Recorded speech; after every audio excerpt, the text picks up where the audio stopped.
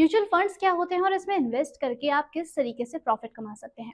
अगर आपने mutual fund पर बेस्ड हमारा लास्ट वीडियो देखा है तो आप ये सब कुछ जान चुके होंगे। लेकिन अगर आपने अभी तक ये वीडियो नहीं देखा है तो पहले जाकर इस वीडियो को जरूर देखें ताकि आप म्यूचुअल फंड में इन्वेस्टमेंट का तरीका समझ सकें, कॉन्सेप्ट आपको एकदम से क्लियर हो जाए और उससे रिलेटेड सभी तरीके के जो क्वेश्चंस हैं उनके आंसर्स आपको पूरी तरीके से मिल जाए, क्योंकि तभी आपके लिए ये समझना ज्यादा आसान हो सकता है कि म्यूचुअल फंड इन्वेस्टमेंट को किस तरीके से प्रोसेस किया जा सकता है। नमस्कार, मेरा नाम उर्वशी सिंह है और आप देख रहे हैं फाइनेंस ज्ञानी। और आज के इस वीडियो में इन्वेस्टमेंट से जुड़ी तमाम जानकारियों को शेयर करने से पहले हम म्यूचुअल फंड्स के बारे में एक क्विक इंफॉर्मेशन आपको अभी शेयर कर देते हैं ताकि आपके लिए आगे की जर्नी ज्यादा इजी रहे। इसलिए देखते रहिए इस वीडियो को लास्ट तक। तो म्यूचुअल फंड्स एक ऐसा मनी पूल है जिसमें बहुत सारे लोग एक साथ पैसे को इन्वेस्ट करते हैं। इसे हम अपने बचपन के पिगी बैंक यानी कि इसे गुल्लक की तरह आप देख सकते हैं, लेकिन बस इसमें फर्क इतना होता है कि इसमें हमारे साथ और भी कई सारे इन्वेस्टर्स होते हैं जो इसमें पैसा जमा करते हैं, जिसे मैनेज करता है एक फंड मैनेजर। और वो इन तमाम पैसों को कंपनीज के शेयर्स और गवर्नमेंट के बॉन्ड्स जैसे डिफरेंट एसेट्स में इन्वेस्ट किया करता है ताकि ये पैसा ग्रो कर सके, आपको बेनिफिट मिले और आपको प्रॉफिट भी मिले। म्यूचुअल फंड इन्वेस्टमेंट में होने वाले प्रॉफिट और लॉसेस हर इन्वेस्टर में बांटे जाते हैं, यानी कि वो कंपनी अगर ग्रो कर रही होती है जिसमें इन्वेस्टमेंट किए गए हैं तो इन्वेस्टर को इससे प्रॉफिट मिलता है और ये प्रॉफिट सब में बढ़ जाता है। और अगर किसी कंपनी के शेयर्स या फिर बॉन्ड्स जो होते हैं उनकी कीमत गिरने लगती है तो हर इन्वेस्टर को भी वो लॉस उठाना पड़ता है। और इसीलिए म्यूचुअल फंड इन्वेस्टमेंट प्रॉफिट और रिस्क दोनों का ही इन्वेस्टमेंट होता है। और ये फंड कई तरह के होते हैं, जैसे कि इक्विटी फंड, डेब्ट fund, hybrid fund, money market fund और इंफ्रास्ट्रक्चर फंड। म्यूचुअल फंड के बारे में जान लेने के बाद अब बारी आती है म्यूचुअल फंड के इन्वेस्टमेंट करने के 8 तरीकों के बारे में जानने की। चलिए अब जानते हैं इन इफेक्टिव टिप्स के बारे में। नंबर 1, अपने फाइनेंशियल गोल्स को सेट करें। Mutual fund investment instant coffee की तरह होता है जिसमें वो तुरंत ही तैयार हो जाते हैं, लेकिन बेस्ट रिटर्न लेने के लिए आपको थोड़े एफर्ट्स करने होते हैं, जिसमें सबसे पहला आता है अपने फाइनेंशियल गोल्स को जानना, उनके बारे में समझना और उनके अकॉर्डिंग अपने इन्वेस्टमेंट टाइप और इन्वेस्टमेंट के टाइम को चूज करना। फॉर एग्जाम्पल, आपको पता होना चाहिए कि ये इन्वेस्टमेंट आप किस लिए कर रहे हैं, यानी कि आपका मोटिव क्या है। रिटायरमेंट प्लानिंग के लिए कर रहे हैं आप, या फिर बच्चों के एजुकेशन के लिए, या फिर नया घर बनाने के लिए, या फिर नई गाड़ी लेने के लिए। इसमें से जो आपका इन्वेस्टमेंट का कारण हो उसी के अकॉर्डिंग आप अपना शॉर्ट या फिर लॉन्ग टर्म इन्वेस्टमेंट चूज कर सकते हैं और लमसम और एसआईपी में से जो आपको सुटेबल इन्वेस्टमेंट मेथड लगे उसे चूज कर सकते हैं।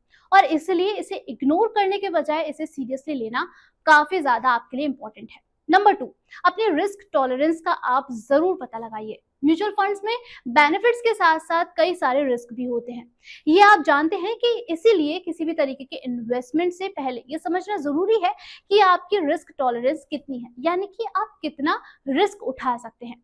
अपनी फाइनेंशियल कंडीशन के बेस पर आप ये डिसाइड कर सकते हैं, आप जान सकते हैं कि आप कितना पैसा लगा सकते हैं, क्योंकि आपके पास कितने पैसे हैं, क्या इनकम है या फिर कोई अदर आपका सोर्स ऑफ इनकम है, ये भी इसमें जानना काफी ज्यादा जरूरी है।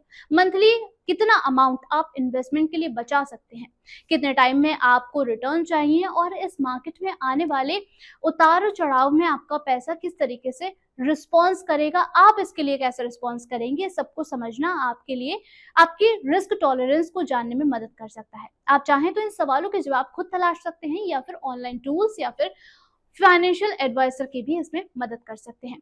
इसी के साथ साथ ये भी ध्यान रखिए कि रिस्क टॉलरेंस टाइम के साथ साथ बदलता भी रह सकता है, हमेशा स्थिति समान नहीं रहती है। इसीलिए अपने रिस्क टॉलरेंस को समझिए और उसमें होने वाले उतार चढ़ाव और चेंजेस को ध्यान में रखते हुए इन्वेस्टमेंट की तरफ आगे बढ़िए। इसके अलावा नंबर 3, इन्वेस्टमेंट ड्यूरेशन।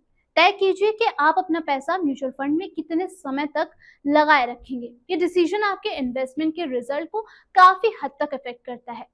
इसलिए आपको ये पता होना चाहिए कि आप लॉन्ग टर्म के लिए इन्वेस्ट करना चाहते हैं या फिर शॉर्ट टर्म के लिए आप कितना इसमें ड्यूरेशन चाहते हैं। लॉन्ग टर्म इन्वेस्टमेंट में मार्केट के अप्स एंड डाउन्स का ज्यादा असर नहीं पड़ता है और इसीलिए रिस्क फैक्टर यहाँ पर थोड़ा सा कम हो जाता है।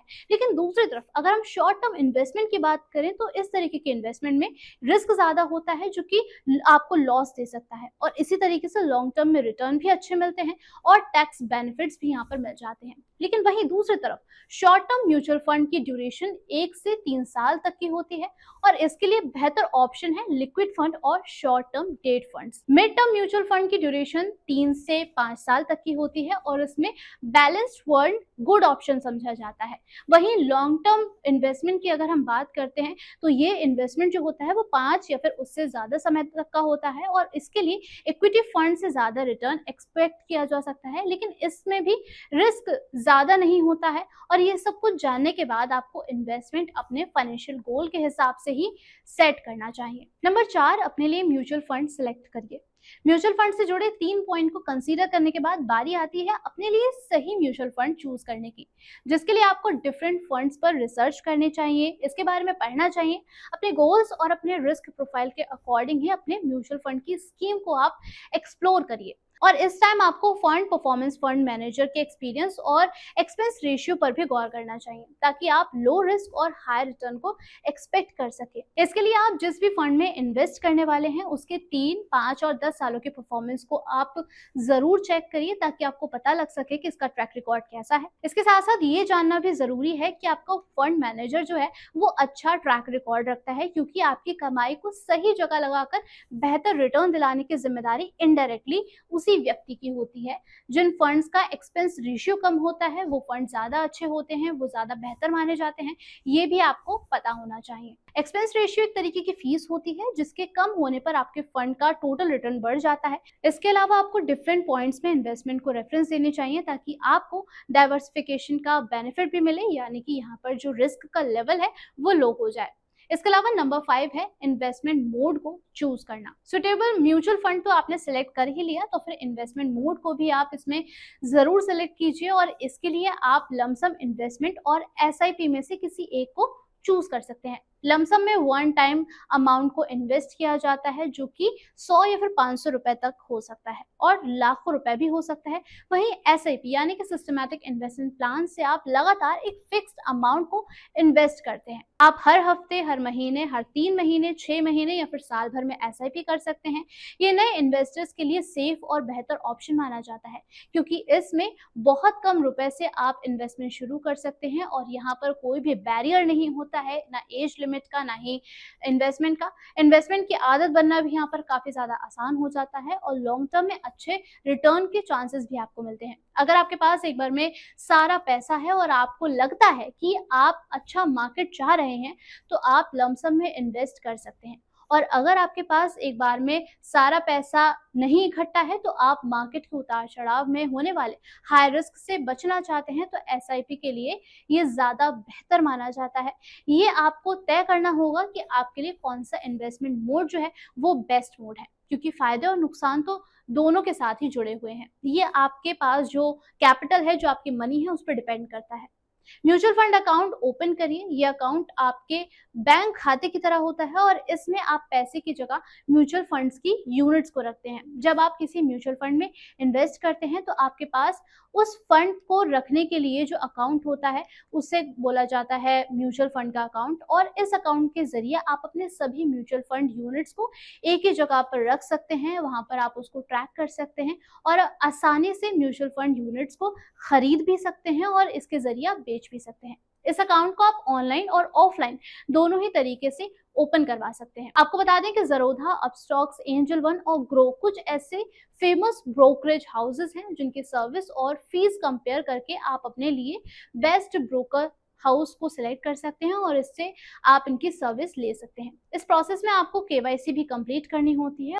आपके लिए वैसे ये जानना जरूरी है कि म्यूचुअल फंड में इन्वेस्ट करने के लिए ये जरूरी नहीं है कि आपके पास डीमेट और ट्रेडिंग अकाउंट हो। ये दोनों अकाउंट मेनली शेयर ट्रेडिंग के लिए इस्तेमाल किए जाते हैं। हाँ, अगर आप शेयर्स के साथ साथ म्यूचुअल फंड में इन्वेस्ट करना चाहते हैं तो एक डीमेट अकाउंट आपके लिए काफी ज्यादा हेल्पफुल साबित होगा। सिर्फ म्यूचुअल फंड इन्वेस्टमेंट के लिए आप सीधे म्यूचुअल फंड हाउस की वेबसाइट या फिर मोबाइल एप्लीकेशन के जरिए इन्वेस्टमेंट शुरू कर सकते हैं और अपनी सेविंग्स अकाउंट से भी म्यूचुअल फंड में इन्वेस्ट कर सकते हैं। इसके अलावा नंबर 7 है मनी इन्वेस्ट करना शुरू करना।